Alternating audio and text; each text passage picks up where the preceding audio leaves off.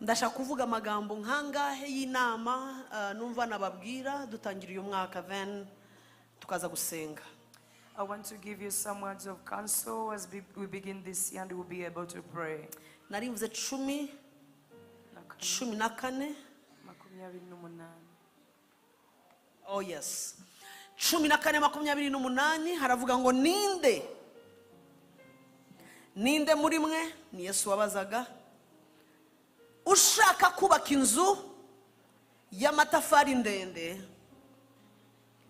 utabanza kugira gute kwicara akabara umubare w'impiya n'amafaranga zagira gute zayubaka ngo amenye yuko afite izikwiriye kuyuzuza. Ninde muri mwe ushaka kubaka inzu? Let's go.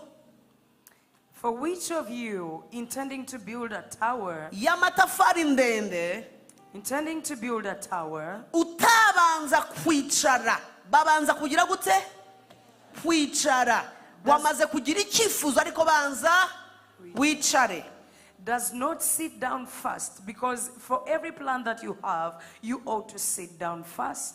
Yesu aravuze ngo akabanza akicara akabara, harimo umubare, harimo gutekereza, akabanza akabara umubare w'impiya zayubaka.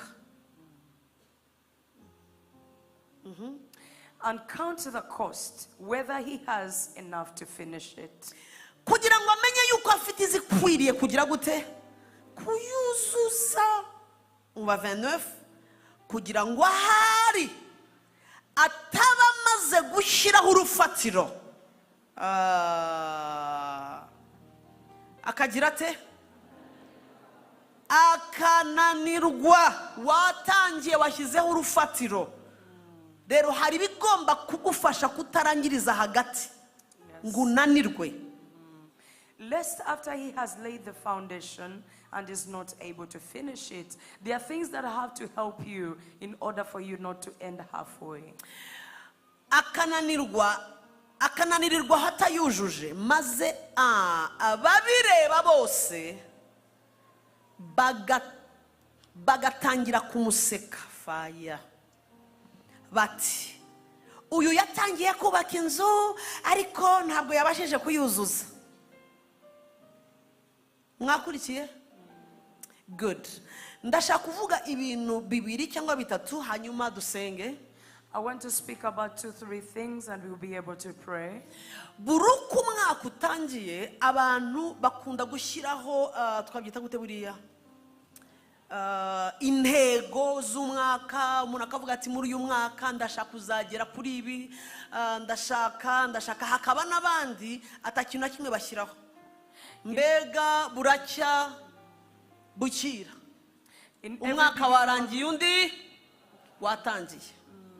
In every beginning of the year, people normally have the year's plan. Yet there are other people that will just sit and they will live at the mercy of a day coming in and a day going out. Ndaza kubaha ibintu nka bitatu gusa just by'inama dutangira umwaka hanyuma dusenge.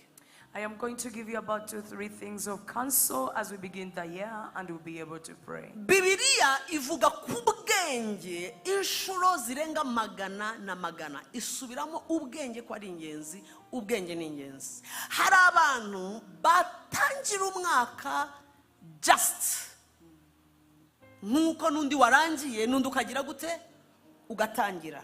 At the mercy mbega kubw'imbabazi z'ikizaza kizaze ibizaza nzabaza, nzafata ibizaza, nzabyuka nkuko nabyukaga, nzakora ibyo nagombaga gukora. Na bintu birebire. Umwaka watangiye undi warangiye. The Bible over and over again talks about the importance of wisdom about hundreds of times in the Bible. Now, there are people that wake up in the morning, they begin the year, and they live at the mercy of everything that will happen. They are like, okay, last year came and went. Even this year has come, it is going to go. Let me tell you the truth. Ubuzima budafite intego ni bumwe mu buzima bubabaje buteye agahinda. kuko iyo utazi uri muragana ikibonetse cyose kikuganisha aho ugishaka. Life without a goal or a focus is a life that makes one sad. Because if you do not begin with a goal in your mind, anything can take you. Hari ibintu byayaga bibaho cyane cyane maze gukizwa, buruko dushoje umwaka bakatubwira ngo nimwandike, tukandika. Andika ibyo uzakora muri uyu mwaka, andika ibyo wakiriye muri uyu mwaka, andika ubupapuro tukabwuzuza. Rimwe nza kurakara ndibaza why ko buri mwaka nandika nkarinda nsoza ibirenze bya kabiri nta kimwe nakoze. Nzasenga cyane nkasanga sinasenze cyane. Nzagira gutya nzatanga none icya 10 nkasanga sinagitanze. Nzagira gutya nkasanga wapi narikomereje rutini yanjye. Icyabaye gusa nuko hari ijoro rimwe byise ngo birahindutse bibaye le 1er janvier. Ariko ubuzima nkomeza bwa bundi, uburyo nakoreshaga igihe biguma bya bindi. Umwaka umwe ibiri itatu ariko nyuma nza kwibaza what's wrong. There are some things that normally happen to us. You know, at the end of the year, they will tell us, write about your achievements of the year and write about your prayer requests for the next year. And I will sit down and write, and they pray about it in the Passover overnight. But then when the year came, I kept on the same routine, the way I did my things. Even when I said, okay, this year I'll pray very much, I would end up there without praying. I would say, okay, I am going to give my tithe, and find out I have not given up the tithe. So one day I got annoyed and said, God, why? Why do I set goals and write down things and I end the year without achieving even half of the things I wrote? Mpora nibaza kuki umwaka urangira undi waza nkigumira wa wundi nta kintu gishindutse nta cyagize gutya nkakomeza kubeshwaho n'impuhwe z'uko uwo munsi wagize gute wagenze. Why? Ko ntari umwana, ko ntari uruhinja, kuki nkomeza kubaho kumpuhwe z'uko uwo munsi wagenze? So I continued asking myself, I am not a child, I am sound in my mind. Why do I continue living at the mercy of how the day has moved? Bibiliya iravuze, Yesu atanze umugani ari kuri mu bwenge, aravuga ngo ninde muri mwe ushobora kuba afite projet ndende nk'iyo kubaka ngo inzu runaka, yarangiza akagumana projet gusa mu mutwe ariko atabanje kugira gute kwicara hasi ngo abanze abarire ibijyanye n'iyi projet. Yesu aravuga ngo ikizasozanya n'uyu muntu, I hate this, ngo nuko nagira ishyano azabanza fondation ngo ariko abantu bamuseke. Ngo kuko bizasoza atashoje yanzu, bisoze ntacyo yayigezeho, ngo ahubwo abantu bamuseke bavuge bati ngo ese uyu muntu aratangira ibintu ntagira gute ntabisoze. Bivuze ngo umwuka wo guhora utangira ibintu ntubisoze ntabwo ari umwuka w'Imana, kuko Yesu arimo arawukubita. Umwuka wo kugira ibintu wumva ugambirira gushaka kugeraho ariko ntubigereho, umwuka wo guhora ufite wish, let's go, wish, the spirit of wishing is not umwuka wo guhora uvuga ngo ndifuza, the spirit of ever wishing. icyampa, And you say, oh, how I wish. uwamfasha, If someone can help me. icyampa uyu mwaka bikaza, How I wish this year to work ese out. uwazagira atya uwazagera aha. How I wish to reach somewhere. Yesu arabihindukiriye arabikubisa agafuni, aravuze ngo ibyo ntabwo ari umwuka uva iwanjye. Iyo utanze ikintu uri umwana wanjye ugomba kugisoza, iyo ugize icyo ugambirira kugeraho ugomba kukibonesha amaso. Jesus is standing again in the spirit of wishing, and he's saying that is not a spirit that comes from me. If you are my child, once you begin something, you have to carry it to the very end. Umwuka wo guhora avuze ngo umuntu yagira ishyano akakora fondation ariko ntasoze. Someone is building the foundation and they're unable to complete it. Wagira ishyano ugasanga hari akantu gato wagerageje kugeraho. Reka mbabwize ukuri, uzi ko iyi myaka igenda, uzi ko ejo bundi hano nari Rudogo. These years are really moving.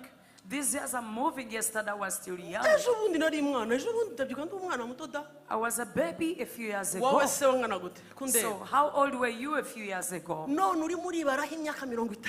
Now today you're 50, you are 60. The years are not stopping. Uzi ko le temps perdu, igihe utakaje utazigera ukiri covering. Do you know that you can never recover the time that you have lost? ubu se wibaza ngo hari amahirwe mfite habe na make icyo nagombaga kuba narakoze ntakoze se fini se nta naho nzongera guhurira nacyo. There is not even chance that I expect to meet again something that I was supposed to do yesterday and I was not able to do niyo it. mpamvu iyo ntangira umwaka mba very serious nkafata ibihe byo gusenga iyo ndangiza umwe ntangira undi mbaza Imana ngo aha ni ibiki mbabarira ibyo nagombaga kuba nakoze ntagize gute.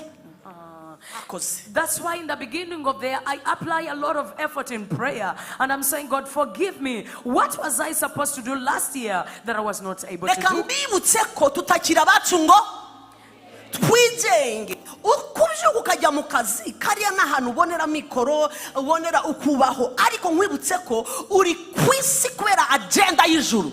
I want to tell you that you do not belong to yourself for you to lead yourself. Yes, you wake up in the morning and go and do your work. That is to earn a living. But I tell you, you are here for a purpose of heaven. Reka mbibutse ko utaraha kugira ngo ubyare ukore neza akazi keza kaguha $5,000 y'amadolari mana yanjye wubaka inzu uyuzuze utwara umwana ku ishuri. Hari kirenze ibyo. Hari kirenze kuba warabyaye warabonye fiance wararongoye akazi keza wirirwa wagiye wagaru. Hari kireka mwibutse ngo you are here for a purpose. I want to tell you, uraha kubw'intego y'ijuru. Ibyo nibidufasha gusa ariko hari umugambi w'Imana ku buzima bwawe. you are here not just because you are here to get married, to get good children, to earn good money in your place of work. I want to tell you there is a plan of heaven for your life. There is something beyond you having a good job, having good children and everything like that. You're here for the plan of heaven. Imana yasanze umugabo imwita Yeremiya iramubwira ngo mugabo w'Imana we uziko utarabura usoro mu nda y'umubyeyi wawe nari nkuzi. The Lord found Jeremiah and said, because before you were formed in your mother's womb, I knew you. Uziko papa na mama batarahura batarabwira na shusheri wowe wari mu mugambi wanjye. Umva nkubwire Gresham wowe ntabwo uhari kubera kuriya mu papa n'uriya mama bahuye. Uhari kuko Imana yari gufite bataranabaho nabo. Hariya yari cano n'inzira Imana yagucishijemo ngo uze. Wagiye no kujya mu bitekerezo bya liparedo zobaya. Wagiye guca mu bitekerezo by'Imana yamaze gupanga icyo ugomba gukora hano. Vuga ngo hano. I want to tell you, before your mother and your father met, God already had you in plan. Your mother and your father were only a channel for you to arrive here. But before they knew each other, you already were in the heart of God, and God already knew your way in this planet. Abantu batazi ko bari hano kubw'umugambi w'Imana nibo bantu basenga gusa mana ma fiance mana makazi keza mana nsubi mu mushahara mana aho niho bagarukira. Ariko umva nkubwire there is more. Hari birenze kuba mu nzu nziza. Hari birenze gutwara imodoka nziza. Hari birenze kubyara abana beza. Hari birenze hari kirenze ibyo. Ibyo ntabwo bishobora kumpuma amaso. I'm here for a purpose. I am here for a purpose. Uri hano kubw'intego. You are here for a purpose. Reka nkwibutse iki kintu. I want to remind Hari you, umunsi uzava. there is a day you will live here Wambuke hakurya. and cross over Urenga uruzi. and go beyond the river Utumbira umwami wawe mu maso. and look at your king. You'll be surprised. You'll be surprised. Uzatangazwa nuko atazakubaza umubare w'abantu wabyaye. You'll be surprised because Uzatangazwa ko Imana itazakubaza umushahara wagize ute. he will not ask you about your salary. Uzatangazwa ko hari ibibazo bidufashiriza aha tutazabazwa. There are questions that we are helped here that will not be asked in heaven. Uzatangazwa no gusanga bategereje ko umurika icyo wagombaga kuba warakoze kuri iyi si. You'll be amazed to find that they're expecting you to show what you did on planet Earth. Mbwira ukwegere ngo hari kirenze amafaranga. Tell your neighbor there is something more than money. Hari kirenze. There is something more than money. Narivuze ngo hari kirenze. There is something more. Yes. Hari kirenze kuvuga ngo mana ndashaka kubyara umwana mwiza w'ikiyobe munini cyane w'umukobwa nkamufungira shushu akajya ajya kwisura ngo. There is something more than getting a beautiful baby girl. You model her, you make her up, you make her hair, then you take her to school. There is something more than that. Baza batwaye n'indege bafite ama jet privé. There are people with baracyagendana private jets. vide mu mutima. They are having a void in their hearts. Aragendana vide. They are moving with a dissatisfaction in their Agendana hearts. vide. They are having void in their hearts. Nagiye gusura buri mwaka nyagira umwanya wo kujya gusura abakozi b'Imana batandukanye. Ushize rero nasuye abakozi b'Imana batandukanye muri Ghana, njya muri Nigeria. Nza kubona umugabo ufite jet privé. Jet privé iyo ni indege. Semura ntawe wayumvise. At the end of the year, I normally go to visit some servants of God. And last year, I went to Nigeria and found a man who had a private jet. Ufite imyaka 42. Très jeune. 42 years, having a private jet. Very handsome. Very handsome. Mwiza yewe. Very handsome. Handsome. Ariko nabonye ibintu amaso atarabona bene da. But I saw what eyes have never seen. Twari twahuye the day before, hari amahugurwa runaka tujyamo, duhura muri hari morning glory yari yabaye ahantu bita muri singoma ko mavuga, tujya mu matano ya mu gitondo, ndabareba bambaye amakravate baje barimo baraseka saa 10 za mu gitondo. Ndahagaraniye yewaga. I met in morning glories and I saw how they prayed in the morning. Ijoro rimwe hari ahantu hari jardin hari amahema, njya gukodesha agahema ndi bujye gusengeramo. One night there is a place that has tents, people go there to pray, so I had to hire a tent to go and pray. Ntagera nsanga urumva barazirwaniraga hariko sha ibaze kurwanira ihema ryo kugira gute People were fighting yo to hire kuraramo those ijoro tents ryose usenga. in the night for them Beneda to pray. hakurya hari abantu bazi icyo bita gushaka. That Shaka side, Imana. people know how to see So God. uyu mugabo urumva twamenyanye mpageze arambwira ati oh urashaka ihema ni yeye ati akwereka ngufatire aramfatira. So he got for me a tent. Tujya gusenga. We want to pray. Naravuze ni ihema ryanjye ndarishyira hafi y'iryawe. I said, I'm going to lay my tent next to yours. Ashyiraho shiraha madamu yararaho hafi na mushiki waho. So we put our tents close to each other. The wife was there and the sister was there. Byari nka saa ngapi? Saa 3 n'igice saa 4.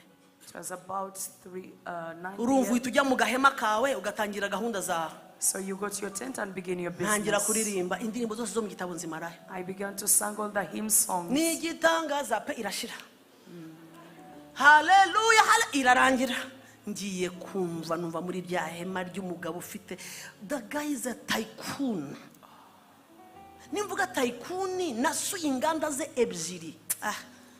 This person is a Nararebye tycoon. ibintu ndavuga niko se nkabaye imyaka 42 amafaranga bayaguye. I saw things, I saw his factories and I said, where does someone get money at 42? Hari ahantu twari twicaye tutegereje kujya mu giterane arangije batangira kuganira ibiganiro wari wibura uranseka iki se wowe nawe tuzajyana nabuze ikiganiro nabuze ikintu na kimwe nshyiramo. One day they began to take a conversation and I got lost because I did not know what to say. Hari haba barimo baravuga business y'indege. They are talking about plane businesses. So hari indege yitwa ukuntu havuze ikora hiwa mu gihugu cyabo. So sinzi ukuntu byari byagenze ngo barica amasaha y'abantu. So urumva barimo baravugana na abantu nabo bari muri business y'indege zabo zitwara abantu. okay. Hello, These are people in plane companies. They are transporting people, aircraft businesses. So I was also seated there. What do I say? What do I say? Baratangira bakajya baganira ati you see you know undakata but I think next year let's plan dutegure turebe uburyo like Christians dushobora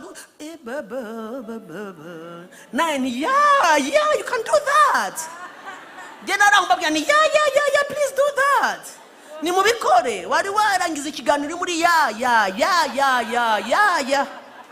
ariko ya. So I had to cheer them and say, yeah, Nari you hafi can do kuririmba it. ya.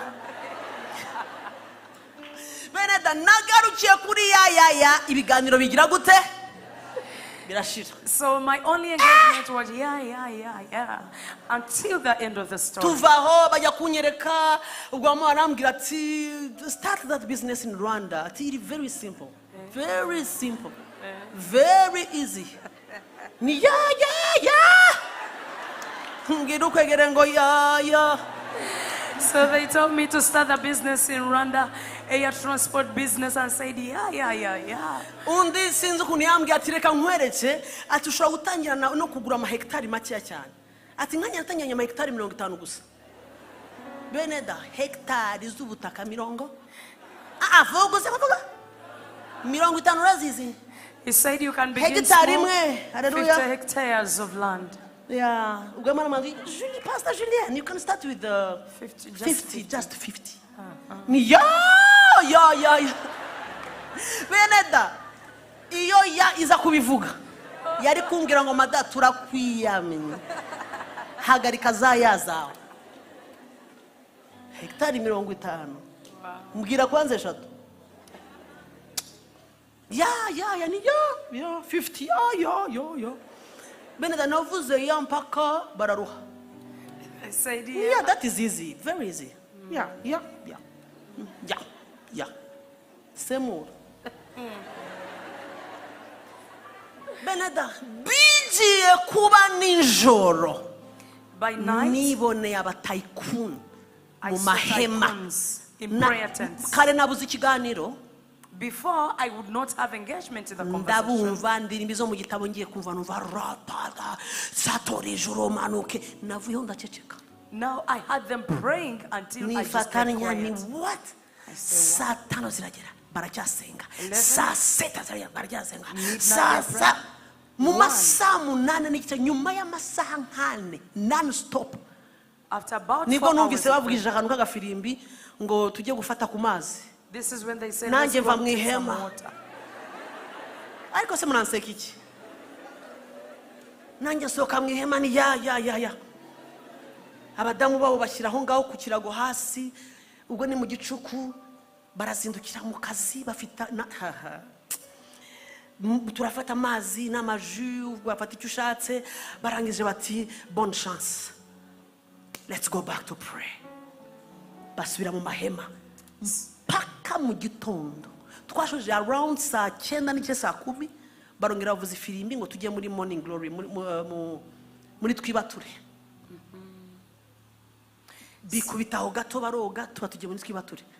Nkurebera abagabo bahagaze sanga umwe arimo arakira abantu, umuntu ufite jet privé arica ni uhagaze arimo arakira abantu protocol. Mbona wa undi nawe arimo ari ya sit down bahanaguye intebe narifashe ndavuga ko ninde waturoze mwuka byara. Abantu baraye basenga nirebera bazmbwiye ngo barajya kuryama ngo iminota niba ari ngahe nimugoro mu materaniro barimo barahanagura intebe. Protocol yambaye batch arimo aricaza abantu very smart. Umunsi w'ejo naho baratangira ibiganiro ni ya mbere da natahiye ya ndataha. Wari butahira iki? Ariko narebye abantu bazi kubalansa akazi bari smart, amafaranga arinjira, abagore baraho abana beza bari mu bizu by'imitamenwa, ariko gushaka Imana ntabwo babishyize hasi, barayishaka amanywa nijoro, bari ku mavi, bari tank talkers, baravuga mu ndimi. Narebye abantu bazi icyo bita kubalansa ubuzima ndatangara. I saw people Buriya that know. kanyoni katagurutse Beneda ntikamenya iyo uri mu isi yawe ugira ngo wararangije.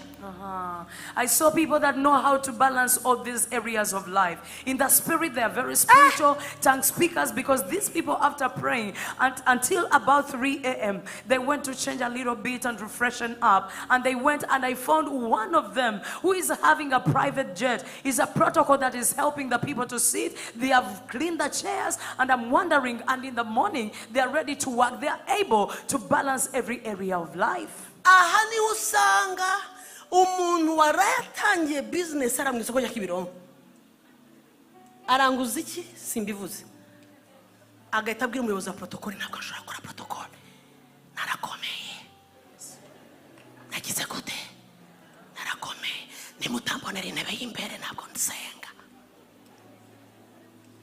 Only here niboneye abaherwe bubashwe usanga kuri page ya mbere bagira ibinyamakuru byinshi mu bihugu byabo, imodoka icaho ibinyamakuru bimeze gutya kwidirisha bakomanga banza bagira gutya ibinyamakuru nkabona babagabo nkareba ibyo bavuga hasi ngo batanguye ibiniri televiziyo wayishyira ugasanga arimo aravuga birirwa kuri TV ariko wamusanga mu rusengero arambaye badge arimo arasavinga.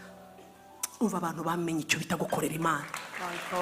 Umva abantu bazi kubalansa ubuzima. Ariko upfa kuba hano wabonye umushahara warengeje ibihumbi 180 maze ukatwicisha ucyokere. Wavuye kuri 100 ujya kuri 200. Parking barakumenya.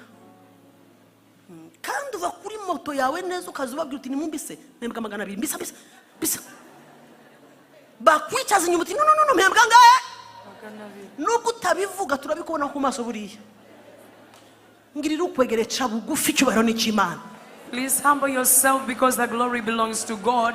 It is only in our countries here that every time we get something small, for example, you got a small business down in the market, you're selling a few vegetables in the market, you come to church and you say, you know me, I no longer sit behind because God has promoted me. I am now an investor. I'm selling tomatoes in Kimirongo. That's where I live. So... and you stop serving God, you feel you're a high person. Everyone will know that you've been promoted. If you've been earning 108 francs, and then they give you a salary increment 2025, and they put you 200,000 rand and francs, you kill everyone and you say, no, I've been promoted. You stop serving. Oh, a fire. Yes, Mama Susan. Umuntu ayiterekera gukorera Imana ntabwo wongera kumubona ntumuhamagara ngo agufatishe arayireba ati pastor aramamagaye ntabwo tungana. Yes, I've seen those people. Ahita gukupa wakongera ati pastor give me peace. Ubu ndimo ndavuga n'aba client. Yes, icyo bakita ikiburi cy'umwuka. There are people, if the Lord gave them a small opportunity, they will no longer pick up the calls of their pastor and say, please, pastor, we cannot talk. I am busy right now. You know, I am talking to my partners, you know. Ndi munama yaba fonctionnaire. Ndi munama ibi nibi. Pastor ndihongera kumamagara. Haba hari igikorwa panza ni mugoroba ukambwira ati ko nakubonye ariko ntabwo uzi icyo ndicyo. Reka abo pastor tubona byinshi. Reka mbikubwire. Ntabwo uzi icyo ndicyo. And you say, pastor, you don't know. You don't know who I am. It's a sign of childness and a sign of not knowing God. Umugabo umwe w'Imana twahuriye muri Ghana asengera muri church y'umugabo witwa Yongicho. Uyo mugabo yaratashye agiye kubana n'umwami. Banavuga ko ari we mugabo wari ufite church nini cyane ku isi n'ubungubu banza ruko. Abantu barenga miliyoni na miliyoni nibo basengeriwe haba services zirenga niba ari 5 ku munsi niba ari 8 n'umugabo wubashwe cyane.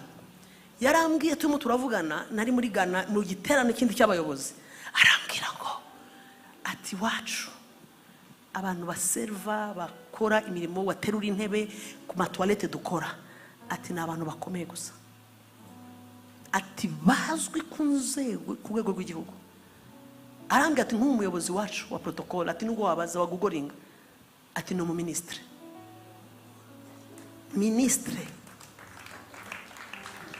no kuyakoma byabananiye urimo uragenda gahoro byanze kuko nta nubwo urabyumva mu mutwe. Genda usome icyaciri kuri genda ugugoringa urebe aba ministri wabo ni muri Korea hehe handi wanyu nibo baterura intebe nibo bicaza abantu nibo babwira abana atinjira wicare mu gitondo akambara costume akajya gukorera igihugu. Jesus. There is a man of God that we met with in Ghana in a ministers' conference. This man of God is from Pastor Young Cho's church. But he told me that most of the people that we have in our protocol, people working, you know, in the restrooms, people cleaning chairs and everything, they are notable people. They are renowned people in the country. For example, our head of protocol is the minister. He comes to do service in church, and in the morning he's going to serve the government. Ndamubaza ninsubiriramo kuko nawe yari kibamba wundi ninsubiriramo arambwira ati pastor ati wacu muri church ati nabantu bakomeye gusa abaherwe ati nk'abari muri intercession yingingira umushumba gusa ntago bingingira bose harabingingira bose n'abingingira umushumba atabona abaherwe ku isi barara ijoro aho buri saa 6 z'ijoro ngo bafunga baviyo bava bakaza kwinginga bingingira umukozi w'Imana ngo ejo atagira gutarika Mana yo mu ijuru bamwe mu baraserva abandi barahanagura intebe ariko mu gihe cyacu indu hanagura intebe indu gira ahubwo ngo ino yicareho ikwanduza urebe uhita ujya kuri Twitter uti bini Grace room twicara ku myanda I tell you nuko utabikora hano hari hallelujah fire ariko umuntu agira cya mbere yo kwicara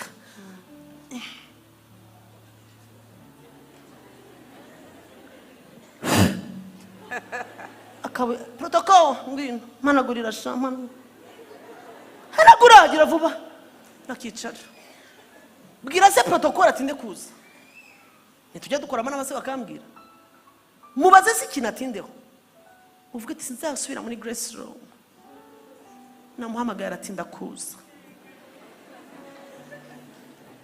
ngirira ukwegere ngo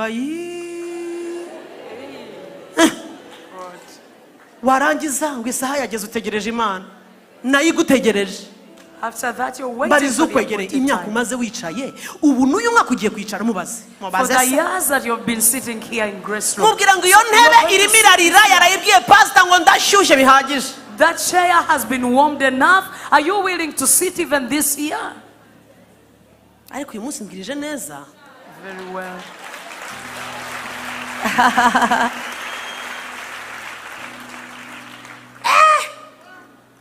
Beneda gukorera Imana n'amahirwe ugihumeka numva kuri iyi si Bibiliya iravuga ngo uzikorera imirimo yawe uyijyane gutya imbere y'Imana. Serving God as long as you nugera hanze kora amafaranga yinjira ube tycoon nugera ku Mana yikorera nkaho nta kintu uri cyo hanze. When you go outside, go and work for money. When you come to church, work like you're not anything outside in the world. Ngirira ukwegereye ngo ni 2025. Tell your neighbor 2025. mubwira ngo umwaka mwiza wo gukorera Imana. This is a wonderful year of mubwira ngo serving umwaka the mwiza Lord. wo gushaka Imana. A wonderful year of seeking the Lord. Imana nibona utubaraga yagutije ibone hanze wakoze neza ariko na hano imbaraga zawe zirimo zirayikorera. With the effort that God has given you, let him see you working so hard outside but also working harder in church. Niboneye ndi mu gitero ariko kira gitero twazakigiyemo leaders mu kareba. Niboneye abantu ariko mwami Yesu we iyo church yatwakiriye ifite utumodoka dutwara abantu muri parking. The church that I went to has small Muratunga utumodoka cars that take people to parking nukuvuga lots. parking nini iri ku mahectare n'amahectare. So church iri kure ariko nyumvira disi byo turavuga. The church is so far away Ariko from the niho parking. tugiye mu izina rya Yesu. And that is where we are going. in Aho Jesus' turajyayo name. Grace room. We are going there, Grace So room. hari abari muri parking barimo barakora bategereje ko abantu umuntu aparika bakagira gute bakabashyira muri twa tumodoka akakatsa kakajyana n'akamodoka kagufi gutya akakujyana kugira kugeze muri church ni protocole na erega akagarura akamodoka. So twari mu giterane cy'abashumba gusa bari bavuye mu bihugu birenga 100. We're in a pastor's conference Byo coming kwisi. from about 100 nations in the world. Ngiye kubona mbona barimo barabyigana muri parking barwanira ka kamodoka. And people were fighting to drive that small car. Kumbe je nkagira ngo naba protocole bo muri yo church. And I thought these are protocol from the church. Kumbe n'abakozi b'Imana bakomeye b'abacuruzi b'abaki bakorera Imana ma church yandi atari yo church.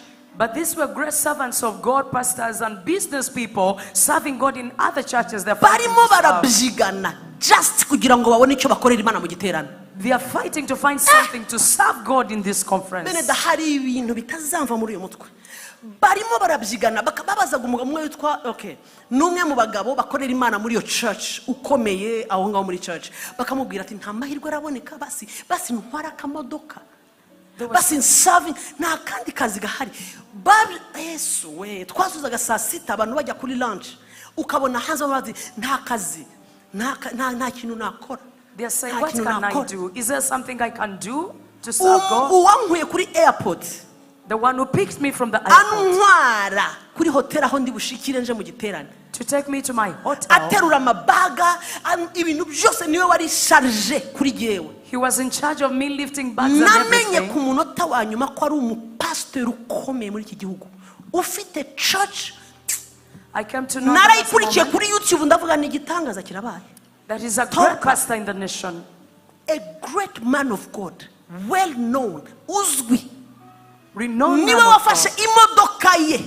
He got his car. Aravuga ngo jewe nzatwara umushumba wo mu Rwanda abandi ni mutwa. Barabirwanira kubona akazi ko gukora. He said, I am going to drive the pastor from Rwanda. They're always fighting. Agaterura ibikapu niwe wafashe nje gufata mama no don't touch. He said, please don't touch the luggage. Buri kanya akazana amafaranga ibidora.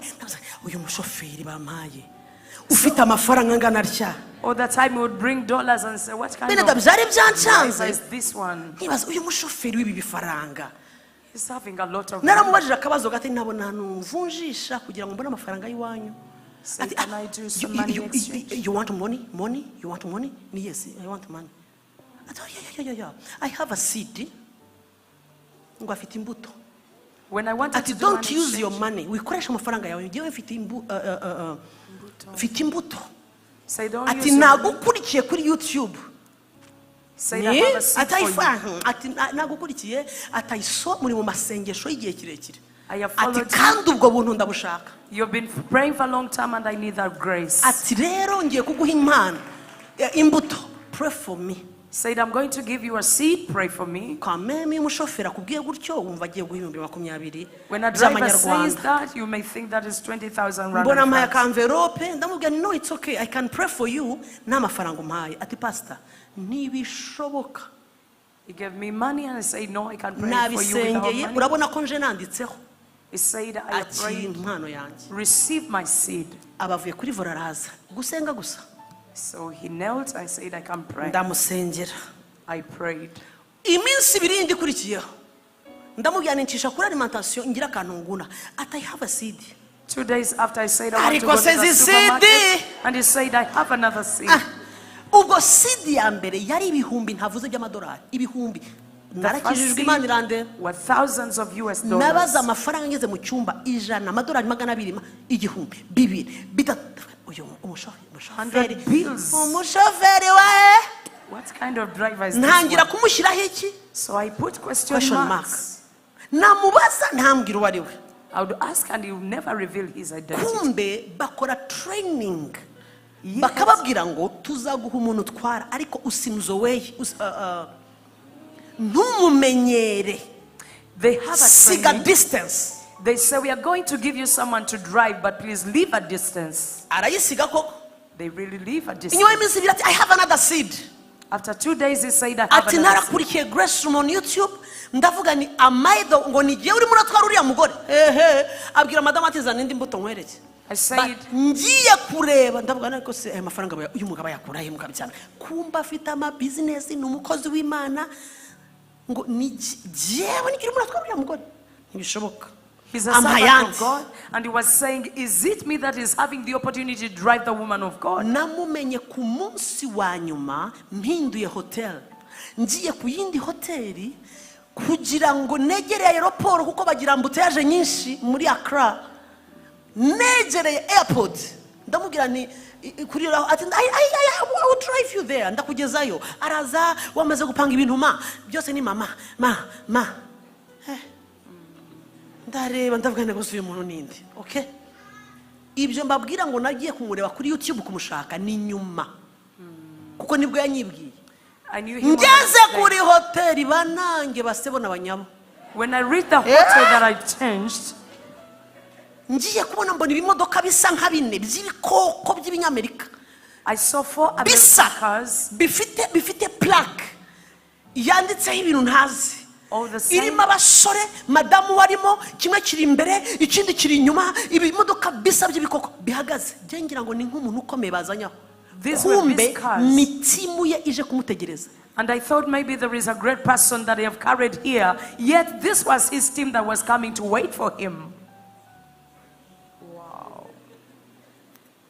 araza angeza ku muryango neza ko ngundi uvamo muri hotel abarashizemo inyuma arafungura igikapu akakuramo varize yanjye akuramo ya kabiri bamureba pastor wabo bakuramo ageza kuri hariya araza afata ikindi gikapu ageza hariya ataravuga ma I have a seed hanze umva Imana irandeba afata indi envelope ya kangahe iri mangahe utaza no kunsaba arayifata amaze gusohora ibikapu arongera ati pastor release ubuntu bwose Imana yaguhaye ntubitaho impartation pastor ndashaka kubona Imana nanjye ndambwira ntabwo dusenga kubera amafaranga aravuga ati pastor ndabizi nanjye ndumushumba icyo nkora rero ndakizi niko yakubwiye ndafata ndamubwira ni tujye muri hoteli ngusengera imbere ati no icyo nshaka ndakizi hanze puf bene ndasenga ndangije ibikapu yabigejejemo ahita arambwira ngo ma God bless you here is my business card ayimpaye ntangira kwireba ndamureba semura mwabwiye umugore agasemura ra okay Bereda nafashe kadi ye gutya I got his business card hari usoma ugahita wumva urasoma imarahuma ndayireba ndambwira ni is this ati ya ma I say this you and say yeah ngiye kubona ndabwira no God bless you mbona bya imodoka birafunguye byose mbona madamu warasohotse mbona assistant warasohotse mbona abapastori barasohotse bambaye ama costume baraza baje kumwakira bahageze batabarapfukama ngo abasengere atava the blessing of God no you say no amushoferi kandi Bereda nahagaze ku reception ndeberamo gutya mbona bayisam protocol ya modoka yanwayemo harundu yigiyemo ugiye kuyijyana agiye kujya muri ya cortege Julienne nagusokeye niruka jewe narasohotse ni man of God wait urancika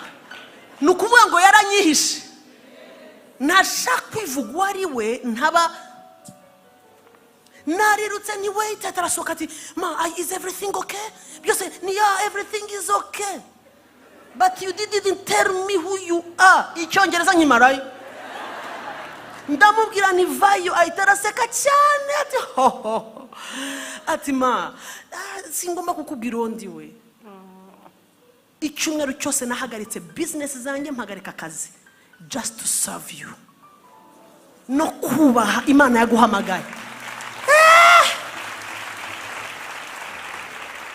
Beneda nararebye umugabo ndamubwira ni twagiye gato kuri restaurant hariya tukavugana ati it's okay ma kandi nuko ma ahitabwira abantu bati wait for me turinjira nibwo yabonye kumbwira wari we ahitanyereka ama video anyereka amashami bafite kwisi hose atangira anyereka ibintu arambwira ngo twizihame ryo gucira abagufi icyo udafite Jesus ati yes atu kugira ngo ngutware twarabisengeye ni wowe warabisengeye ati of course ati it's atubu ati ntabwo uzi ubuntu nagumanye ati ntuzi ikintu nsizemo ati ntuzi ngwiki ati rero mpamagaye na madamu wanjye aze nawe afate ku mwitero mbona umudamu araje ubwo ntiyahise aza ako kanya aratinda kumbe yagiye kubikuza nawe utambaza madamu aje nyuma mbona nawe yabikuje ako mwabwiye umugana agasemura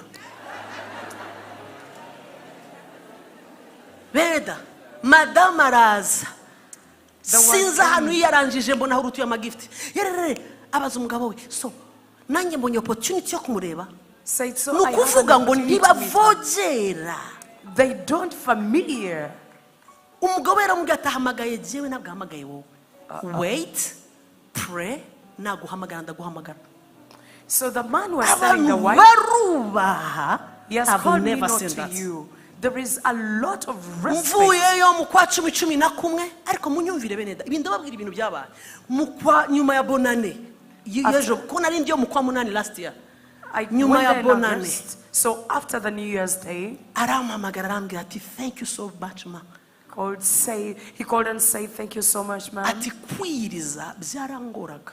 It was hard for me to fast, but now I can pray like never before. I can pray. Ambwira n'ikindi kintu ati nakiriye grace ati ubu ntushobora kumva ubuntu buhari namenye neza ko nakiriye ikirere. Now I'm praying for people barimo baraba delivered barimo barakira ati my church is being blessed. He said, I received a new grace. Ati nushaka kujya mu giterane icyo ari cyo cyose ku isi uzambwire nzishyura ibintu byose. He said, if you want to go to any conference in the world, tell me, I'm going to pay all the bills. So ubu mfite itike en avance. Ati uzahita umbwira urashaka kujya he? Where? Tell me, where do you want to go? Ati kandi nutinda tuzayohereza. And when you delay, we will send Ariko it. twoherereze nawe umugisha. But send a Ngirira blessing. ukwegereye va mu bintu muri uyu mwaka biri hejuru mu kirere. Tell your neighbor, get out of the Ubwami bw'Imana buratwaranirwa. The kingdom of God suffers violence. Intwarane And the violent take it by force. zibugishamo igitugu. Ndashaka kuvuga ibintu bibiri nsoze. I want to speak about two things and I will end. Icyambere nakugiramo inama rero muri uyu mwaka. My first Planning. answer is planning. Vuga cyane ngo planning. Say planning. Ongera ijwi uti planning. Planning. Iyo udaplaninga ibintu byose biguca mu maboko. If you do not plan, everything Planning will ni go iki mu through your Kinyarwanda? hands. Iki? Iteganya? Igenamigambi. Murayumva igenamigambi? Gushyira ibintu ku murongo. Ni ku murongo se buriya? Kuri gahunda se? Planning. Umva mbabwiza ukuri inshuti. Sinzi ikintu kitubamo Africans. I don't know what is in Kuburyo us. umunsi uraza undi ukaza ukagusanga gusa wabyutse ariko Day nta comes plan. and goes and finds you without any planning. Kuburyo ibintu byinshi biradutungura in life. Ibintu byinshi duhura nabyo utarigeze ubiplaningira. Everything gets us by surprise because you never plan for it. Ntushobora kumbwira ngo waba successful mu buzima bushaka Imana utagize planning. Iyi si twaza igitugu. You cannot be successful in seeking the Lord if you have not planned, because the world sets you under slavery. Umamabwire inshuti igihe kirahenze Time is very expensive. kiragenda ntikigaruka. It moves and never comes back. Iyo utazi guplaninga uburyo ukoresha igihe cyawe guplaninga ibintu ukabiha umurongo, I tell you iyi si gutwaza igitugu. Umunsi urashira wareba icyo wakoze ugasanga ntacyo. If you do not plan your time, the day will go by and the end will come and you will find out that you have done nothing because the world sets you under slavery. Nicyo Yesu yavugaga, ninde ufite umugambi wo kuzubaka inzu ndende ariko ntiyicare nta planning. Amatafari azava he? Amafaranga ndayakura he? Ibi birava hehe? Nzubaka gute? Nzahera hehe? Bizaga ati no. Yesu arimo aravuga ngo nuda planninga 2025 iraza kurangira nk'uko indi myaka yagize gute? Yarangiye nta kintu ugezeho. This is what Jesus is telling us. Who among you is intending to build a tower and never sits down to count the cost? He's telling you, if you do not plan for your year 2025, it will end up without you having anything. Ukwa mbere singuku se ni turi ku itariki ebyiri ejo eshatu ziraje nutareba neza ukwezi kureje kurangira. Today, second, and soon this month will be gone. Ukwa kabiri singuku ku muryango Feb is also coming. uraza gukanguka kugiye. You'll find that February is also Ukwa gone. gatatu singuku guteguza. March is also going to come. Kuraje wumirwe kurangire usibye kuba warasuye TikTok cyane. It will come No and kuba go. warasuye mbwira ikindi. And your only achievement is TikTok Wari kuri Instagram cyane. and Instagram. Uzasanga ariyo makuru ufite. That Ko is- wabisuye cyane umwaka ushize wakuyemo iki? Imagine you were so much on TikTok and Instagram last year. What did you achieve out of it? Uzi ko umuntu ashobora kumara amasaha 3 areba akantu kamwe ya postinze abantu bagize gute bakarebye. Burushizeho like ukamwandikira, burushizeho virgule ukamwandikira, thank you so much. Status yawe isura buri kanya ureba abantu bagize gute bayisuye. Ese ko last year wabikoze akaba nta kintu gifatika wagezeho, can't you change? Can't you change? Wahinduyeho gato ugahindura ingenamigambi yawe. Plan another thing. Look at yourself. Every time you do a status update, people like you and people write to you, and immediately you respond, you tell them thank you so much, and 4 hours are taken in all that. But if you can evaluate, you find yourself that there is nothing that you got as an achievement out of it. Can't you plan and change your strategies and your plans this year round? For example, nudapangira spiritual investment. Yimfashisha mu Kinyarwanda. Uburyo uzagira gute buriya? Shora mu mwuka. Uburyo uzashora. Kuko bamwe mu muratekereza uburyo muzemvestinga mu bintu bitandukanye. Uziko nibyo umwuka bemvestisa. Nudapangira spiritual investment, reka nkubwize ukuri. Uyu mwaka uzarangira wumirwe ukiri kuri ya masengesho abiri. Utumva ijwi ry'Imana nkuko uyu washoje utaryumva. Ntuzi kwiyumvira ngo Imana yavuze ntabwo yagize gutya. Ntuzi ngo ni kamere yanjye, ni inzozi z'Imana, si iz'Imana. Ibintu by'umwuka ntabyo uzi. Reka nkubwize ukuri, rakara. Yes. Rakara uyu mwaka, investisa mu mwuka, investisa mu masengesho, investisa mu kwiyiriza. Be very serious. Shiraho igihe cyo gukorera Imana. Go crazy. Erega nkuko umwana ejo bundi muri bukambyara, murabyibuka ejo bundi? Uzi ko umwana wanjye ateye namwe akagenda? Yes. Ntabwo ari igikurereka. Haragenda. Harafata ku bintu, sibyo? Arahaguruka. I mean, arafata ku bintu biranyereka nk'umubyeyi ko arimo aragira gute? Aratera intambwe. Yes, nta kibazo afite. Yego. Arimo ejo bundi hano sinari mwitese nimubyibuka. Birihuta. Ubu rero wasanga umwana yatangiye kugenda, hari umuntu winjiye aho ntaranatwita mu mwuka nturagenda. Nturagenda, nturamenya uko ijwi ry'Imana rivuga. Buri gihe ndabwira ngo nuko Imana irambwira, nta n'amatsiko ugira. Uvuge ngo ese abandi Imana ivuga ite? Iravuga ngo akira mwana wawe. Ivuga ite? Ubyumvira mu mutwe, ubyumvira mu mugongo. Bumva Imana gute? Umva, nutarakara ngo investise spiritually, you will stay on the same level. Uzaguma hahandi, usanga ibintu ni bya bindi, uko byari bimeze nuko. Nkuko abantu bashora mu bifatika bagatera imbere, iby'umwuka dushoramo. Oh yes. Shaka igitabo uzasoma. Shaka amakuru uzamenya. Shaka mentor agutraining. Rakara iby'umwuka investisa amatwi avuga ati nzageza mu kwa gatatu numva ijwi ry'Imana. Kuko Imana iravuga buri munsi. Kutumva ni wowe. Ariko iba yavuze. Kuko n'umubyeyi ntivugisha abashumba gusa, nawe irakuvugisha.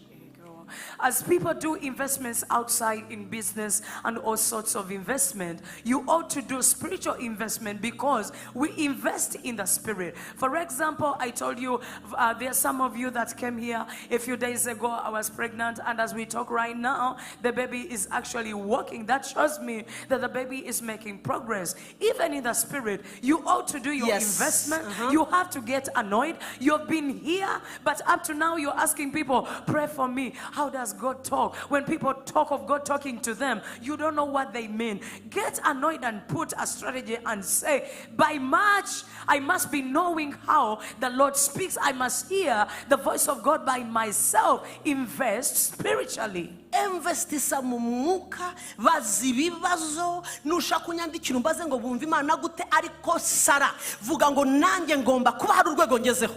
Get crazy. Ese ko Bibiliya ivuga ngo abanyizeye bazarambura ibiganza ku barwayi bakire. Bibiliya ivuga ngo abapasiteri usubiza, ivuza abaposo, ivuga abandi abizera. Urizera kuki igicurane kitagenda? Iyo ni investment. Tekereza uvuga uti impossible, ntabwo nzaguma ku rwego rumwe. Kuki ntagira Bibiliya? Kuki Bibiliya kingora gusoma? Kuki ndangiza iminsi 2 nta chapitre 2 nsomye? ariko amakuru yose yo ku isi ndayazi, igihe naciyeho, ibinyamakuru byose naciyeho, namenya amakuru nayarebye. Very good, ugomba kuyamenya kuko ni ngombwa. Ariko kuki ntamenya yo mu ijuru? Kuki ngira ubunebwe busoma Bibiliya? Bibiliya ivuga ngo Yesu yaravuze ngo muzamenya ukuri, ukuri kuzakora iki? Let's go. Ukuri kwababatura. The truth shall set you free. Ukuri kuzababatura. The truth shall set you Kuki free. nimenyera ukuri? Kuki niga Bibiliya ruko ngiye mu rusengero gusa? No. Why do I wait to read the Bible when I go to church alone? Why can't I read the Bible? Rakara. Get annoyed. Uvuge ngo kuva uyu munsi ntangiye umwaka nzajya ninjira iwanjye mbere yo kuryama nsome chapitre imwe. Say, from tonight as I enter my house before I sleep, I must read a chapter of the Bible. Umva mbabwiza ukuri, Paulo yavuze ijambo rikomeye mu Bakorino, aravuga ngo one thing I do, I discipline my body. Ngo ikintu kimwe nkora, je traite durement mon corps. Mu Kinyarwanda ngo mfata umubiri wanjye nkawukoresha uburetwa nkawudisciplina. Listen to me, Gresham, nutadiscipline umubiri wawe, If you don't ntabwo discipline Imana your uzayimenya. body, you will not know God. Discipline. Discipline your body. Fata telefone uyishyire ku ruhande, kurura Bibiliya. Put your phone aside. Ngo jyewe nsoma Bibiliya muri telefone, waretse se kutwakubanjirije natwe. Put your phone aside and get the paper Bible. Do not say me, I find my Bible in the phone. Let me tell you, we can be Natwe for you. turazifite ariko ntushobora kumbwira uburyo. Notification irazukarangara.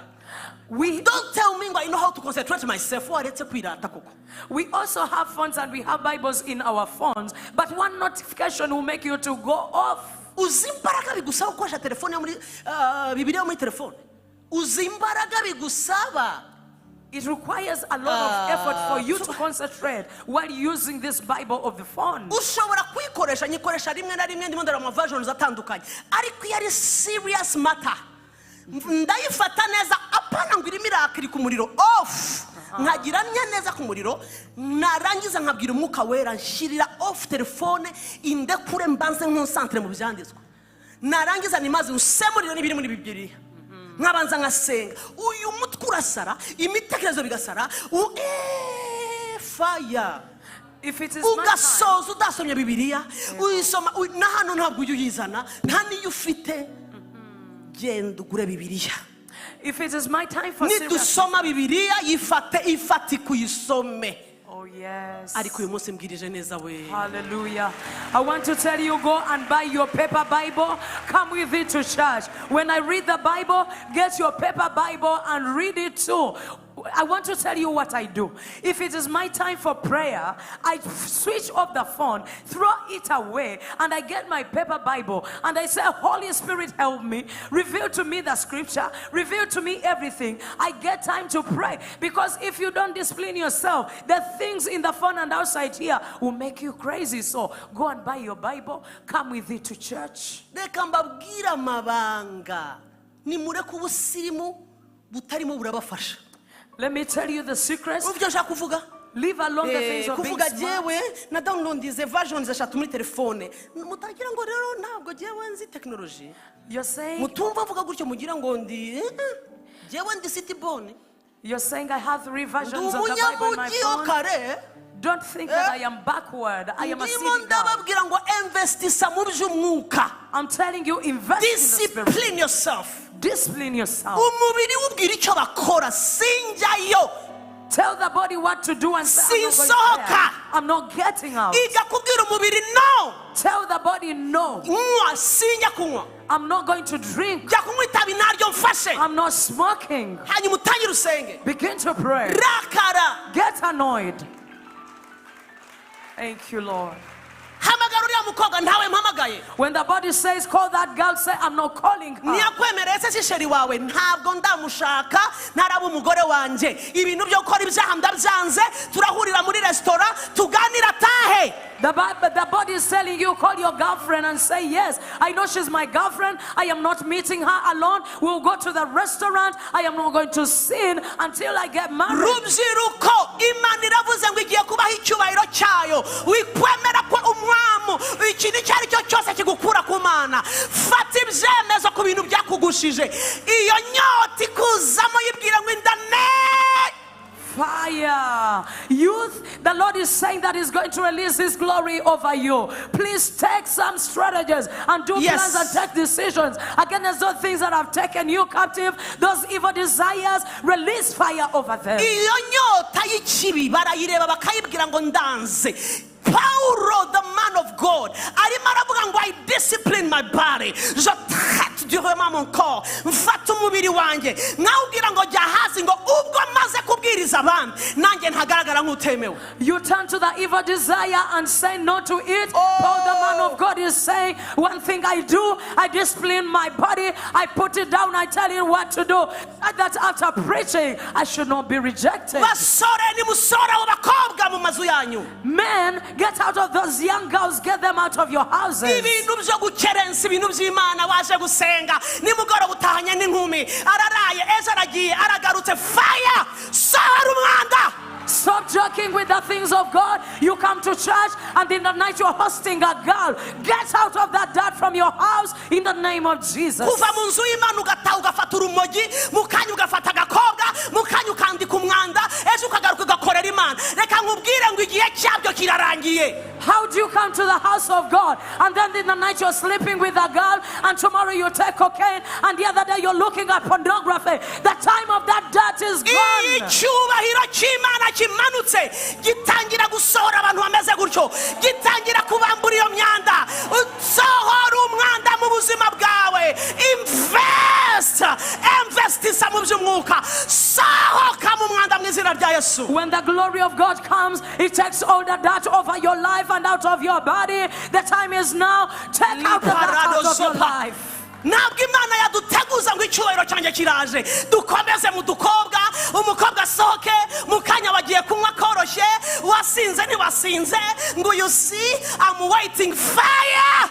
God cannot prepare us for His glory. And when you continue holding Narivuze ngo fire. Narivuze ngo iyo nyota yirebe uyibwire ngo not me this year. Uyu mwaka ndahinduka.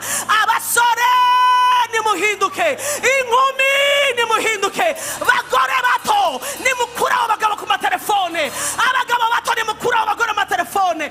Hinduka uwera kuko sari uwera. Look at those evil desires and tell them, it is not me this day. I'm talking to the young boys, the young boys, the young women. Take away every dirt out of your phones. Take it away. Become holy because the one who calls you is holy. Ntushobora gucumbikira ikibi. Imana ivuga ngo ducumbikire icyubahiro cyayo. You cannot host sin when the Lord is saying it's time to host the glory of God. Ntabwo wakomeza gukerensa iby'Imana. Imana irimo iravuga ngo nimutegure imitima ngiye kubaha icyubahiro cyanyu. You cannot play with the things of God. Yet the Lord is saying, prepare your hearts. I want to give you my glory. Icyubahiro cy'Imana ntabwo ntabwo icyubahiro cy'Imana gikinishwa. Cyamanutse mu rusengero rw'i Yerusalemu abantu barapfa. Ndavuga gupfa dead. You do not play with the glory of God. The glory came to the church of Jerusalem and people died. Safira nande hari na Ananiya bapfiriye mu rusengero nkaho imbere aha ndavuga Ananias and Sapphira abantu died in the church. bateranye. Read your Bible. People were in service and the husband and the wife died right in service. Kubera akamenyero baza baseta ibirenge Because of bazanye familiar amafaranga. Pastor arababaza Petero murabesha nde murimo murabesha nde umwuka wera They broke murabesha nde. and the pastor said, who are you lying Ako to? kanya agisohora ngo murabesha nde. Icyubahiro cy'Imana cyari thick. When he Cyari gifashe bagiye kubona nuko mwicaye babona umuntu wa mbere ngo abasore barahaguruka bajya gushyingura. Ibaza amateraniro ajya imbere abandi bajya gucukura gushyingura. Ibyo byarabaye mu isezerano rishya. When he said, who are you lying to? Right away, because the glory of God was heavy. One man fell and also the woman fell and people went to bury. That happened in the New Testament. Reka mbabwire ngo nasenze narasengaga nimara kumva icyubahiro cy'Imana umutima wanjye wahiye ubwoba. Ndavuga ngo mwami mpagaze mu cyuho cya Grace Room, forgive us, tubabarire. Niba umugambi wawe ari icyubahiro cyawe dufashe turekure imyanda, dufashe turekure imyanda. dufashe twiyuhagire dusohore. After hearing that it is a year for the glory of God, I so trembled in my heart and I stood in the gap. I said, God, I am standing in the gap of grace. Forgive us. We are releasing all the dirt. We are taking it out of our hearts. Help us, God. I'm telling you, invest in the Spirit. Be serious. Pornography.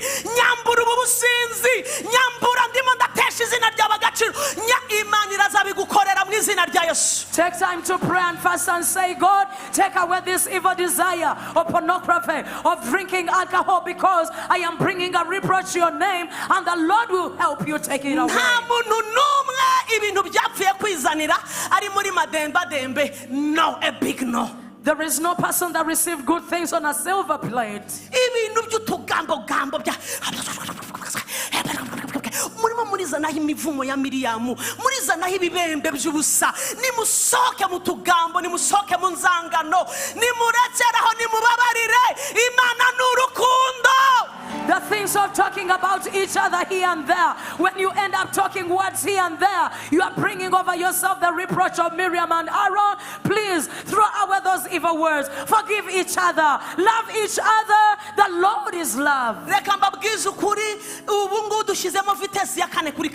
Right now it's 4-wheel drive.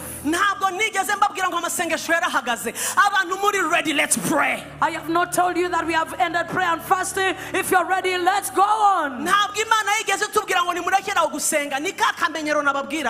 Komeza ushaka Imana, komeza wirize, komeza usenge. Ndasenze ngo uyu mwaka ntuza gucike, icyubahiro cy'Imana kitageze mu buzima bwawe. Nuwemere ngo ni mu kwa 11, kubera iki byaba mu kwa 11 ntibibe mu kwa mbere?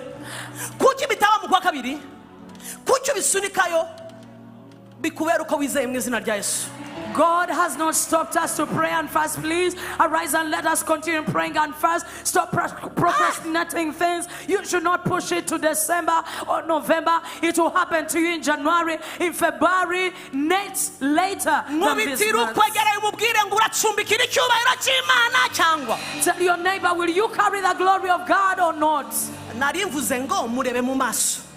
Look to their face and tap their shoulder. Do not look sideways. I am asking you. Are you here or not? Will you go or will you remain? Will you carry the glory or not?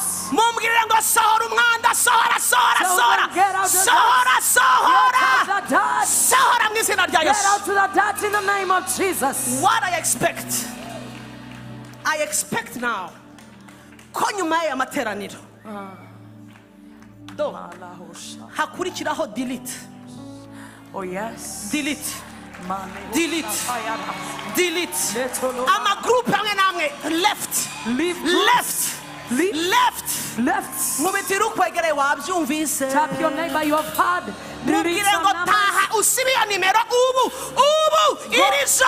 Delete that number tonight. I'm preaching good now. Oh yes. Relationships zimwe mwazigiyemo mutasenze, ibintu by'ibiri mu kirere bidafashe, ibintu ngonga Imana mwayihinduye ngo itanavuze, taha ukore left. You went to some relationships. Glory. Ntabwo ndi bukomezanye na ya mitego yacu twikubita twagiye muhari twasohotse twagarutse nijoro twavuye ku ishuri mu gicuku. Mubwire ngo fire. Mubwire ngo nibura uwanjye ntaho uzajya. Bumaye agahenya nshaka Imana. Oh yes, you went to some relationships without praying, but tonight I want to encourage you. Go and tell them, I realize I never prayed before. Give me some distance. We are going to pray right away. If you belong to me, you will go nowhere. Allow me to say God. Ubundi iyo ubonye akazi gakomeye ujyana na kondisiyo zako. Niyo mpamvu ujya mu mabanki amwe ugasanga abasore banigirije kravati every day. Ko bativovoda. Mubwire muri church se muzambara kravate oya ntayo nshaka iraniga irakuniga ijya muri banki se wabwiye ko kuniga ugize amahigura nakabonye kondisiyo z'akazi abarizo umva mbabwire hari condition y'icyubahiro cy'Imana. Oh, yes. When you get to a new job, you go with the conditions of that job because terms and conditions apply. I want to also tell you that there are conditions to the glory of God. Spiritual investment. Spiritual investment. Ngira ukwegere ngo genda ugure Bibiliya. Tell your neighbor, go and buy the Bible. Mubwire ngo ku cyumweru tuzagaruka hano ufite Bibiliya. On Sunday, we will come with every one of you with the Bible. Mubwire ngo tuzaza wifite. We will come here when you have a Bible. Mborohereze. Can I make it simple? Ndaborohereje. I'll make it simple. Ejo niko kangahe? Tomorrow is Friday. Ni kwa gatanu. Nibwo uzayigura. You'll buy your Bible tomorrow. Sinkorohereje. Ko ku cyumweru ni kure cyane. Sunday is far away. Iminsi ya 2025 izaba yagiye ari myinshi. Go buy your Bible tomorrow. Ninde ubumvise ibyo mvuze avuga ngo pastor Imana imfashe ngiye kuyigura. If you had and you say, God help me, I'm going to buy the Bible. Abatayibona giye umuze kumbwira. Utwandikire muri communication niba umutima wawe ubizi neza ko utabona ibyo bihumbi 10. Nubeshya uwo muvumo uzakugiho ariko niba utayabona unyandikire giyewe nyine ntaciye muri Grace muzayikugurira. If you know very well that you're having a true heart and you cannot manage to get 10,000 to buy a Bible, I want to tell you, write to communication. I'll buy a Bible for you. Icyanyuma ngisoze ntuzemere kubaho ubuzima buri fake muri uyu mwaka. Do not allow to live a fake life in this year. Ikintu cyose ufakinze kigusaba extra effort kugira ngo ukirindire muri fake.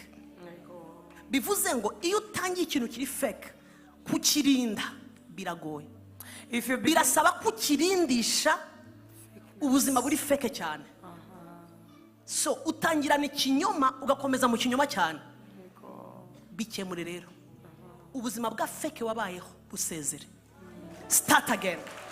Leave alone being fake in 2025, because if you begin fake, you will take more effort to keep yourself and sustain yourself in fakeness. For example, if you begin by lying, you will continue to lie in order to sustain the lie. Make up your mind, live a fake life, leave it alone, chase it out of your life. Fake life is very expensive.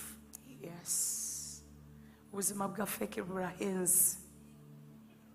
Burahenze cyane kuko bugusaba kukomeza kuba fake cyane kugira ngo burinde. Ndabwira abasore bakiri batoya muri ministry, ndabwira abantu bamwe barahaguruka. I'm talking to young boys and young girls. Dufite generation ishagu faking ibintu by'umwuka. We have a generation. By'umwuka ntabwo babi faking. We have a generation that wants to fake every spiritual thing, but I'll tell you, spiritual things are not faked. You don't fake prophecy. You don't fake prophecy. Dufite generation ishagu hanura mu bikari no kuwiteka avuze mu kanya gato Imana iravuze ngo bitarimo. We have a generation that wants to umuntu akajya kwegekana undi muntu akamuhamagara mu rugo mu gikari ngo dore kuwiteka yavuze. That is fake. You call your people, some people at home, and you want to prophesy to them and tell them this is what the Lord says. That is fake.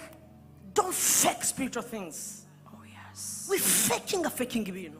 Do not fake things. Saba Imana igufashe.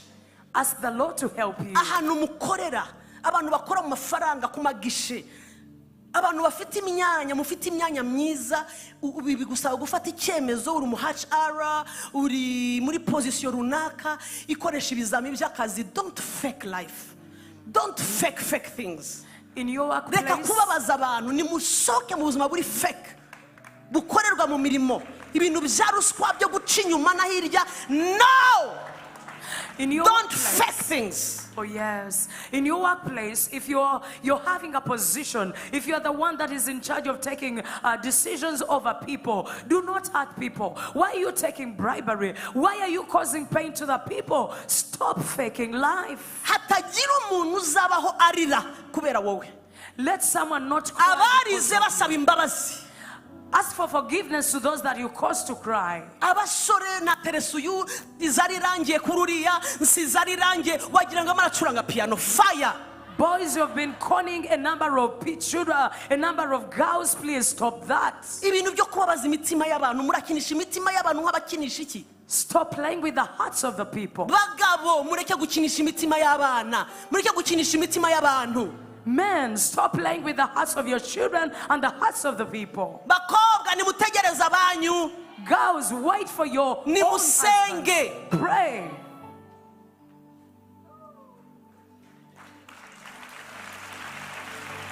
Don't fake life. We faking ibintu. Don't fake life. Abantu barafakinga mpaka bagafenga n'ijwi ry'Imana. People fake things Abantu until they barubashye fake the Imana voice of barakabya. God. People are familiar in God. YouTube zabaye YouTube, umuntu ajya kuri YouTube ngo nukwiteka avuze ngo ndabonye numvise that is fake. People go even to YouTube and they fake the voice of God. That is Ntabwo fake. Imana faking ijwi ryayo. Yitwa ishobora byose iri hejuru ya byose. Ntabwo bayivugira ntabwo bayigana. You do not speak, Ntabwo you do not even bayibeshyera. compete, you don't lie about the voice of God. Is the Almighty God. Don't fake the voice of God. Nimureke twiyemeze twinvestise spiritually. Dushake Imana ikizadukoresha kizaba ari icyo. Let us do Ubizi neza mu mutima wawe ngo it is the truth from heaven. Na fake irimo sindimo ndapfundika. Abacuruzi nimureke gupfundika ibinyoma. Invest spiritually, and whatever the Lord will use you, that will be it from the bottom of your heart. If you're a business person, stop faking things around. Bibiliya iravuga ngo Imana itanga umugisha itongeraho akababaro. The blessing that God gives, He has no sorrow. Ntabwo gutera imbere muri business bivuze gufakinga no Jesus. It does not require you to fake life in order to prosper. Bukajya kwira umaze kubesha inshuro 8. By evening, you have lied to about 8 times. Umwe wamubwiye ati nukuri kw'Imana n'ukuntu akiranguye.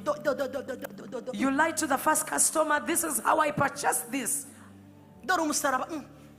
Ndawusimbutse. I swear this is how I bought it. Nuko nakiranguye. This is how I bought it. Nutakigura. If you don't buy it, Imana irareba. God knows. Really? Ubizi neza. None se waretse kubeshya? Why don't you stop lying? Ukareka no kumubwiza ukuri mudashaka kubivuga. If you don't want to tell the Mubwira truth, utsi ndakigurisha gutya. Full stop. say this is the selling price. Take it. Natagura arorere. Tezwa imbere n'ijuru. Be prospered. N'Imana Like heaven. iteza imbere. It is the Lord that prospers you. Ariko mbwirije neza. Hallelujah. I tell you, naje numva umwuka wanjye wuzuye kuko Imana yavuze icyubahiro cyayo. Numva urumeza rumvuye. Numva nshesha urumeza mbwira Imana ngo what? Ati yes, this is the year of my glory. Nca muri Bibiliya ndeba ahantu hose icyubahiro cy'Imana cyamanutse. Ariko si icyubahiro cy'Imana. Ucumbikira icyubahiro cy'Imana urinde. Reka mbasabe ministers ni mukarabe mu maraso ya Kristo. Oh yes. When I heard about Isanduku the glory of y'Uwiteka tuyifatane yombi. God, let us hold carefully the ark of the covenant ministers. Zabura amaboko yawe aho wicaye. Lift up your hands. Humiriza wherever amaso you are. yawe. Close your Niba eyes. upfukama upfukame, niba uryama uryame. You can kneel or you can Reka lay on the tuvugane ground. n'Imana. Let us speak to Reka God. tubwire Imana aka kanya minota mikeya. Tell him, speak to him in a Tuyibwire few ngo minutes. mwami nkwikubise imbere. Tell him, Lord, I lay my life before you. Nkwikubise imbere zawe. Singiza cyane. Ntabwo nigeze ngukutuka ngukuntubu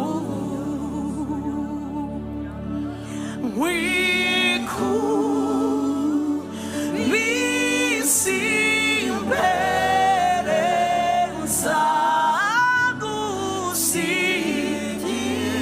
nzagusingiza cyane cyane ntabwo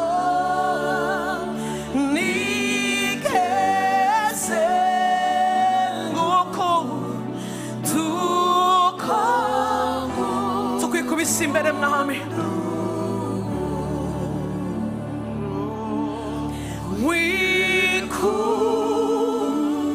wikubise imbere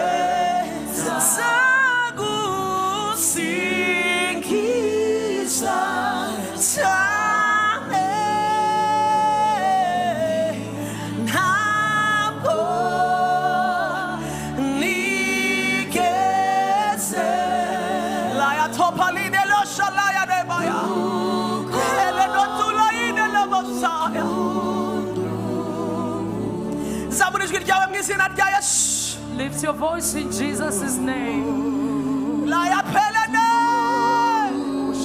Eliadula hosalene. Ihanira Imana ibyatambutse. Repent before Ubwira God. Imana gutangira uyu mwaka bushya. Tell him to begin a new year with you. Dushobora gucumbikira icyubahiro cy'Imana. You cannot hold the glory of God. Dushobora gukora icyo ishaka. We can be able to do the will of Muri God uyu mwaka in this year. Imana ikora icyo ishaka mu buzima bwacu. May the Lord perform His will. in our lives. Idukoresha ibyo ishaka. May the Lord use us to do His will. Idukoresha ibyo May the ishaka. Lord use us to do His will. Idukoresha uko Lord, ishaka. use us according to His will. Utugenze uko ushaka Lord, Mwami. carry us as You will. Oh, ijwi ryawe riri hasi. Lift up your voice. Come on, restroom. Restroom. Ijwi ryawe riri hasi. Your voice is low. Reka uyu mugoroba wambikwe imbaraga. Receive new strength tonight. Emerera Imana twambikwe imbaraga. Allow the Lord to endure us with strength. Ambikwe imbaraga. Endure with Reka tubwire Imana nyambika imbaraga zigenda muri uyu mwaka wose. to endure you with strength to move in this. Sinzasubira inyuma. Lord, I will not turn back. Sinzabivemo. Lord, I will not quit. Sinzabivemo. I will not quit. Sinzasubireyo. I will not turn back. Zamura ijwi ryawe. Lift up your voice. Online church. Online church. Online church. Online church. Reka dutangire uyu mwaka tubwire Imana ngo nditeguye icyubahiro cyawe mu muryango wawe. Let's begin the year. Abana banje bazikorera icyubahiro Let cyawe. my children carry your glory. Zaguhesha icyubahiro. That I'll glorify you, Lord. Zaguhesha I'll icyubahiro. glorify you, Lord. Hallelujah. Osana, Osabadia. Osete yelebe, Osayala, Otoloyana, Otiana.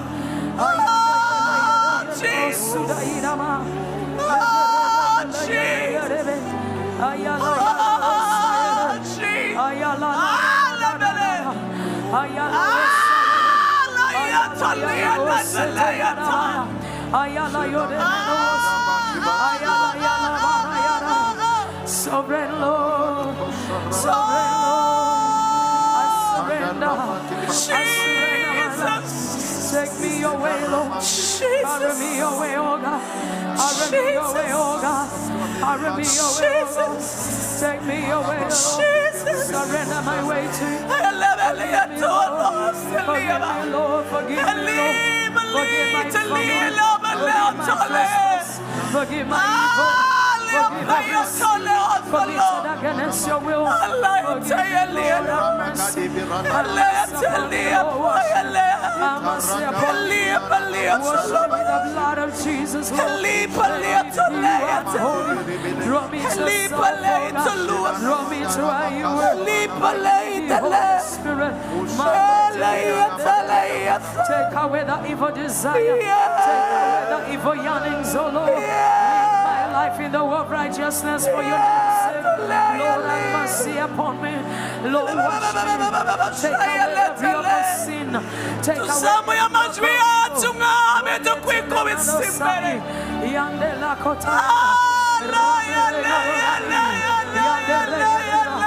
forgive me, Lord. Forgive grace from Lord.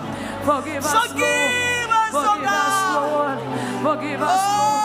Bring us back to your way. Bring us back to your will. Bring us back to your birth. Lead us your way. Lead us your direction. Lead us in your will. We humble ourselves before you. Have mercy upon us, O God.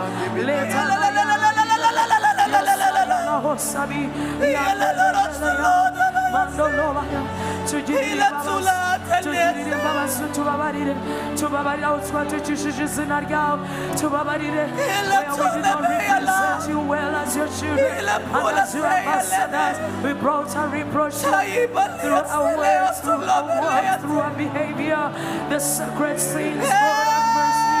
Forgive us, Lord, and deliver us, Lord.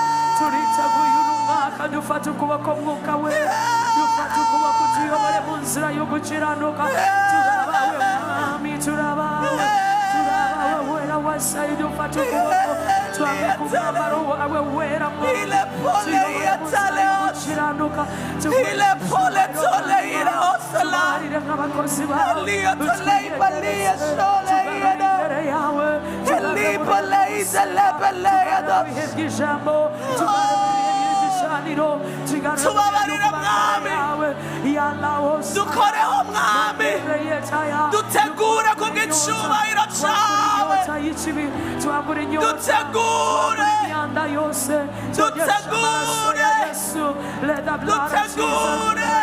Maleonia soba la playa la de notali hilo hosoleya pa liya teleya doshaloya taya liya peloto lai bala liya tumile hosole prepare our hearts, oh God. Prepare our hearts, oh God.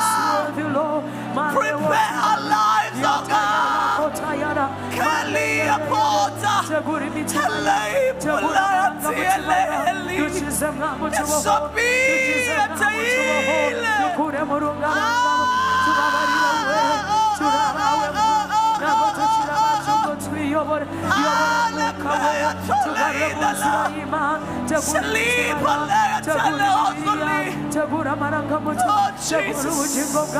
To carry your glory, we are humble before you. Forgive us, Lord. Make us carriers of your glory. We need you, Lord. To babarire mwami ibitugu byacu bihindura ibyera. Tubashe guterura isanduka yawe icyubahiro cyawe mwami tuyobore mu nzira yo gukiranuka. Forgive us. Forgive us, oh Lord. Clothe us with your glory. Clothe us with your power. Clothe us with your hunger. Dufashe tubanze dushaka ubwami bwawe.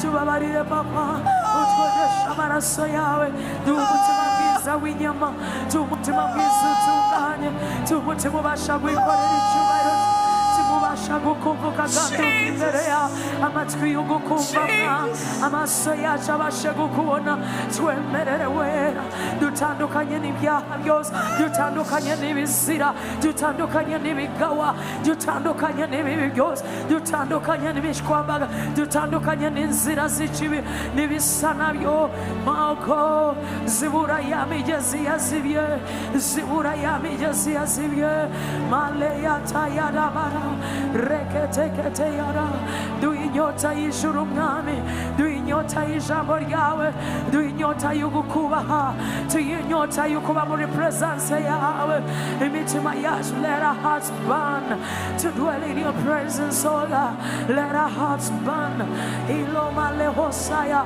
male kotaya ongera utugarure mu kubaho kwawe papa ongera utugarure dutwarwe n'ibyawe imitima yacu ifatwe n'ibyawe imibiri yacu itware n'ibyawe itwarwe nawe dufate mwuka wera dufatwe nawe duhindurire inyota duhindurire inzara ole yada yada ya ole kotaya dutere mu bikari byawe ni wowe dukeneye mwami wanje tubabarire wera tutezwe nawe intambwe ayala talaba yetekela yona yendolo barabaya ahirwa umuntu uwo wahamagaye ukamwiyegereza mwamutwiyegereze muri uno mwaka draw us to you cause us to dwell